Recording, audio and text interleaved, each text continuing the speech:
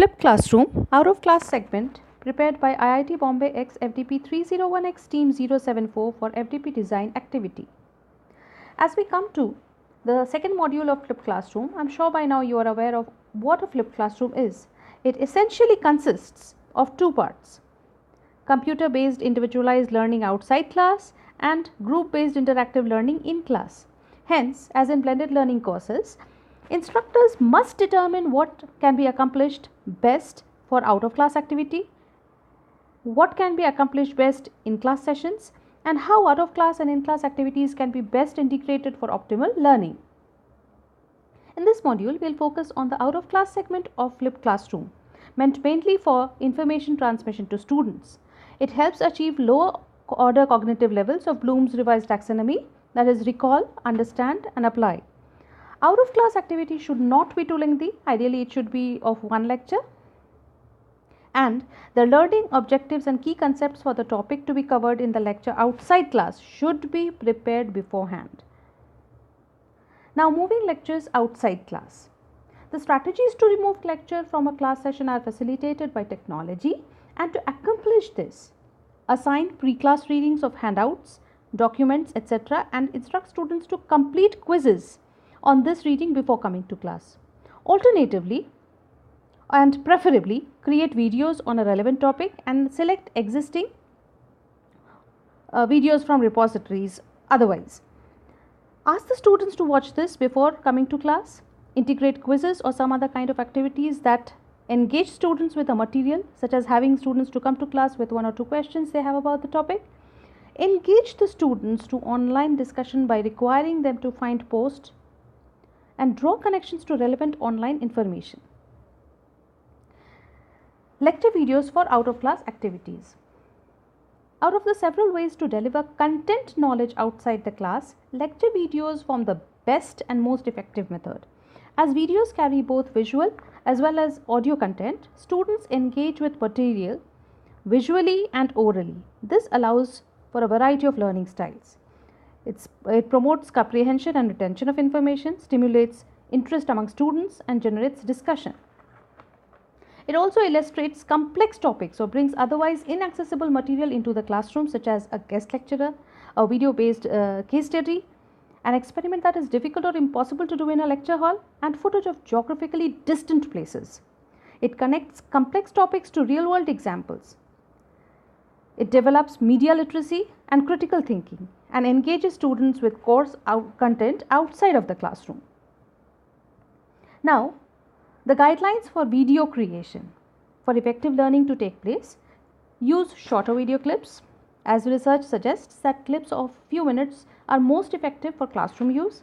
If the topic is too big for a single short video, split the topic into multiple videos, which has already been referred in the first module as chunking, and ensure that the screencasting contains both text and audio narration for better assimilation of content. Use appropriate screencast software to create your screencast.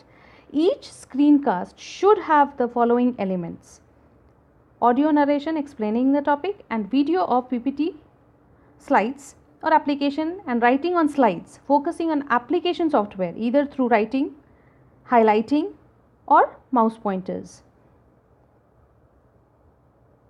Now, the techniques to support students to self-regulate their learning. Now, learning outside of the class requires students to self-regulate their learning, and in order to support students in doing so, we need to try certain techniques like communicate how much time on task is expected for each learning activity. Provide a rubric to articulate what assignment outcomes are expected and how they will be assessed.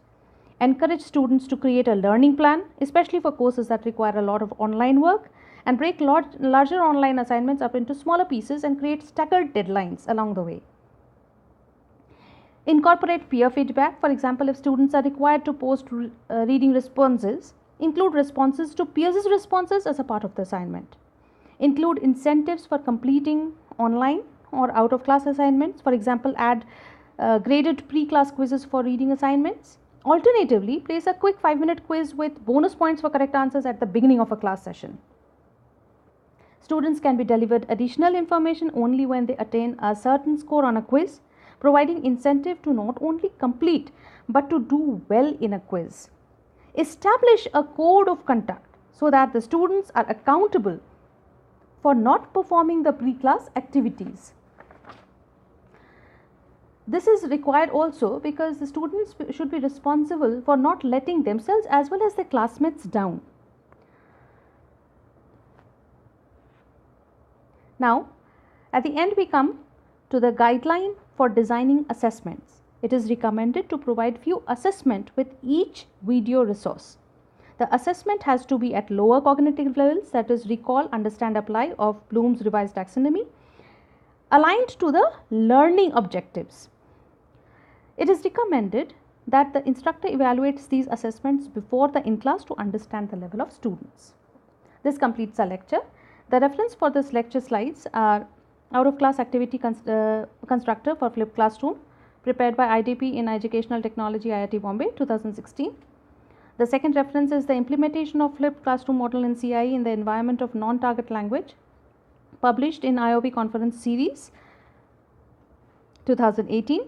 Third reference is the Mapping of Online Learning to Flipped Classroom Small Private Online Courses, published in Sustainability, 2018. And fourth reference is Flipped Classroom Learning on Improving Motivation of Midwifery Students in Antenatal Care, published in Health Science International Conference, 2017.